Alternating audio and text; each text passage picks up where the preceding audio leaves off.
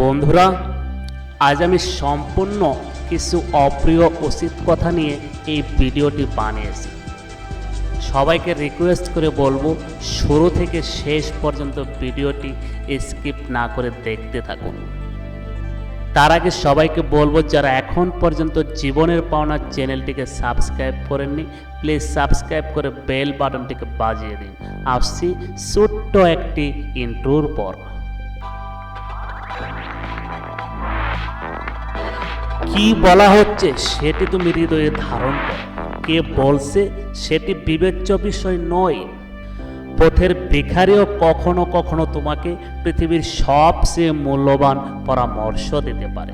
তাই ব্যক্তিকে অনুসরণ না করে ব্যক্তির কথাগুলোকে তুমি অনুসরণ করো, এতে তোমার জীবনে উন্নতি সবচেয়ে দ্রুত ঘটবে।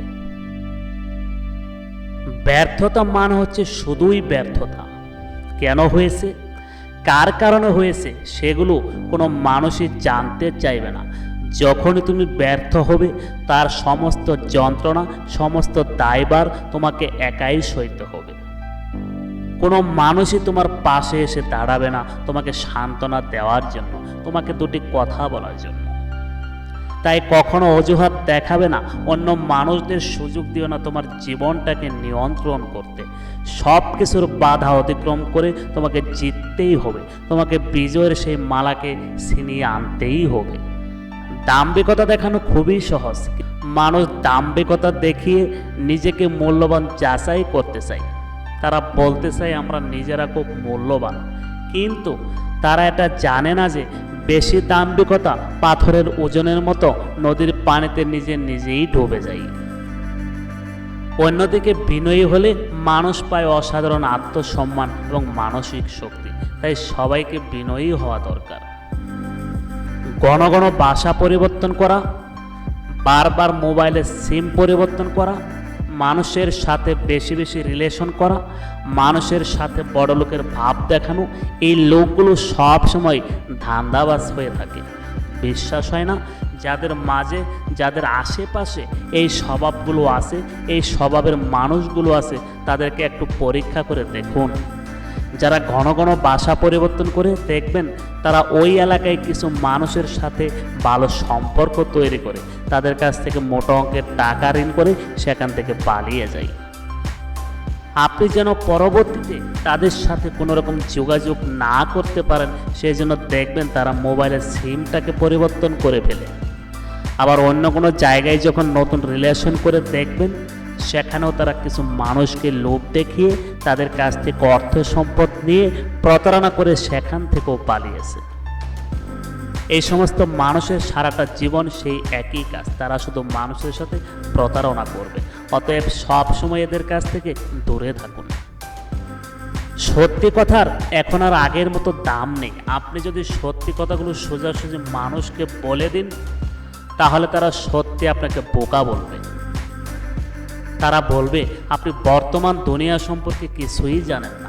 উচিত কথাগুলো যখনই আপনি মানুষের সামনে বলতে যাবেন, তারা আপনাকে বলবে আপনি একটা বেয়াদব, আপনি বুঝেন বেশি।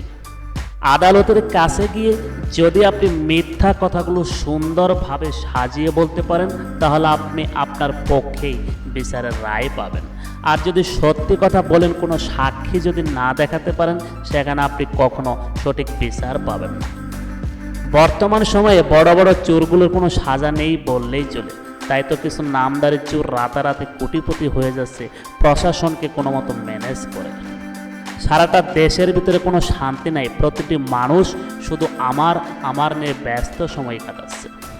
গরিবের কথা, মুরব্বীদের কথা আজকাল কেউ আর আগের মতো মূল্যায়ন করে না। কথাগুলো সত্য হলেও তারা কর্ণপাত করে না। আগেকার দিনে একজন মুরব্বী আর একজন মুরব্বীকে দেখলে প্রতিযোগিতা করত কোন মানুষটি কাকে আগে সালাম দেবে, কে কাকে আগে সম্মান জানাবে। এখনকার মুরব্বী তো দূরের কথা, যুবক ছেলেমেয়েরাও সেটা ভুলে গেছে।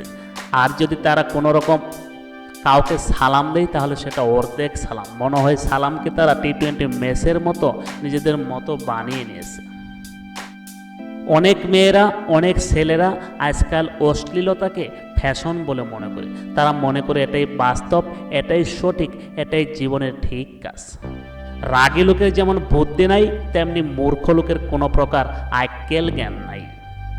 রাগী লোক যেমন রাগ করে অনেক কিছু করতে পারে, তেমনি মূর্খ লোকেরা যে কোনো সময় কাণ্ড জ্ঞানহীন কাজ করতে পারে।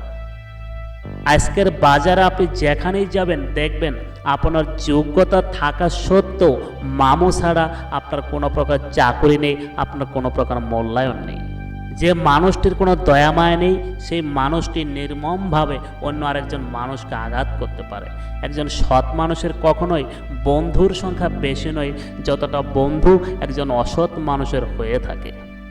চিনি আর নুন তো দেখতে একই রকম, দূর থেকে এদের পার্থক্য কখনোই বোঝা যায় না। যখন আমরা খাওয়ার জন্য এদেরকে ব্যবহার করি তখন আমরা সত্যি সত্যি বুঝতে পারি কোনটি চিনি আর কোনটি লবণ।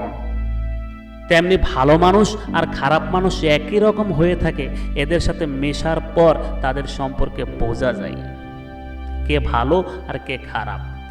বর্তমান সময়ে 3টি কাজ করলে আপনি নিশ্চিতভাবে ঠকবেন। যেমন, যদি বিনা স্বার্থে কারোর উপকার করেন তাহলে পরবর্তীতে এটি নিশ্চিত আপনার বিরুদ্ধে অপকারে পরিণত হবে।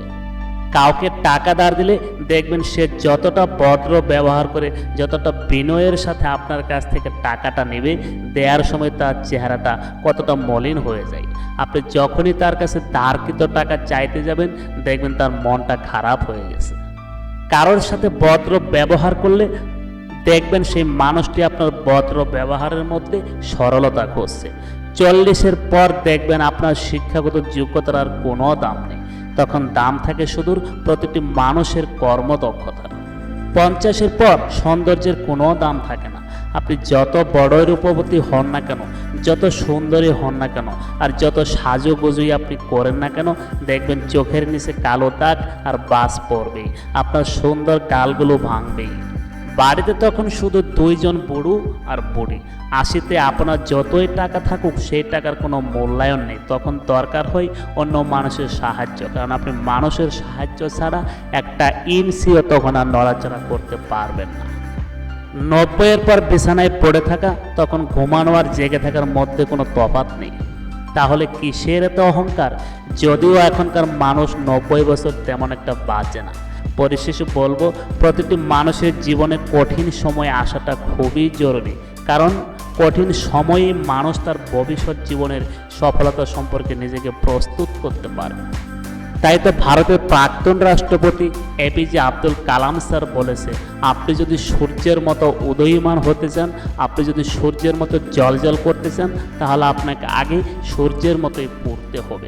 বন্ধুরা, কেমন লাগলো কথাগুলো অবশ্যই কমেন্ট করে এবং শেয়ার করে অন্যান্য মানুষদেরকে শোনার সুযোগ করে দেবেন।